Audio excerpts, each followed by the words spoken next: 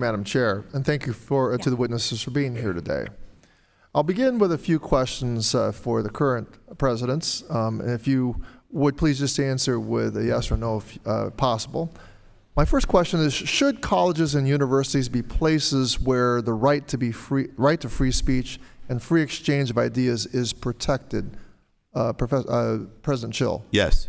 Mr. Holloway. Yes, sir. Chancellor Block. Yes, sir. At the same time, do colleges and universities have an obligation to keep students safe from harm and ensure that they're able to study and attend class without impediment? President Schill. Absolutely. President Holloway. Yes, sir. Chancellor Block. Yes, sir. Have your schools taken substantive steps to eliminate discrimination, including anti-Semitism, as defined by Title VI? President Schill. Yes, but we need to do more. Got it. President Holloway. I agree with Mr. Schill in the same way, yes, but we are always a work in progress. We're committed to it. Chancellor Block. I would say the same. We've made progress. We have programs. We need to do more. Great.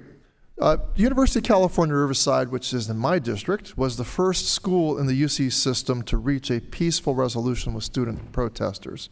Students had set up an encampment on Monday, April 29th, and following negotiations between college administration and the leadership of the protest, the encampment was dissolved peacefully within a week without a single arrest. Chancellor Kim Wilcox announced the terms of the agreement in a letter to the UCR community. Classes and final exams continued, and the commencement ceremony will be in just a couple of days. My university is leading by example, but my Republican colleagues are characterizing any agreement made between university administrators and student protesters as, quote unquote, conceding to the mob. Mr. Lawrence, in your experience as the former president of Brandeis University, what are the hazards of immediately punishing campus protesters rather than opening a dialogue between administrators and students? Thank you for the question, Congressman. There are two main concerns here. One, we always have to remember that even in these tense moments on campuses, we are an educative institution. We are educators. So the goal is to engage with students to the extent possible as part of the education process of all of the issues that are involved. Second, and regarding safety, you're always looking to try to find ways to de-escalate conflict to the extent possible. Understand that sometimes that's not going to be possible, and sometimes there are consequences that have to be pursued down the road. But you don't start that way. You start trying to de-escalate the conflict, and in my experience, reaching out to the students, to all of the stakeholders, and trying to build dialogue first with the administration and the students, and then among and between the students is the best way to reduce conflict. So, Dr. Schill, was the encampment at Northwestern dismantled peacefully? Yes, it was. Were there any arrests?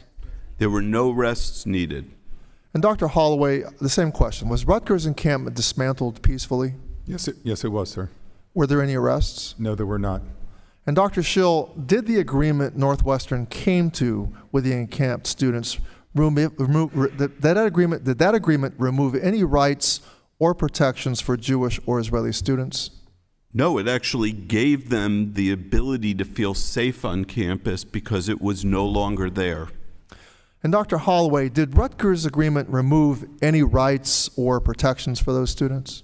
No, sir. There is no diminution of rights and protections for Jewish students. And I will say, looking at the UCR agreement, I do not see that any rights were abridged or removed for Jewish or Israeli students either. Chancellor Block, UCLA is an unfortunate contrast to what happened at Rutgers and Northwestern. Tensions exploded into an incident that lasted several days, led to arrests of many, maybe hundreds of arrests, and put students in the hospital.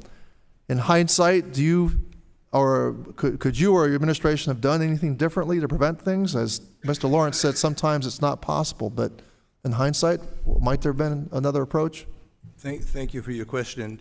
Always we're going to review all of our incidents and to see whether there was another pathway. We tried very hard to find an off-ramp for student protesters so they could leave the encampment.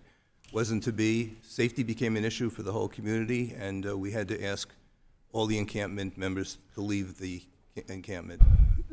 Can you tell me just how much time was actually spent negotiating with the students or dialoguing? I mean, was that possible? Attempt was made first through intermediaries, through faculty, and then eventually our executive vice chancellor and provost actually sat in the encampment and discussed potential solutions and was unsuccessful. So there was a real attempt for discussion, but unfortunately was not successful. Well, thank you. I yield back, Madam Chair. Thank you, Mr.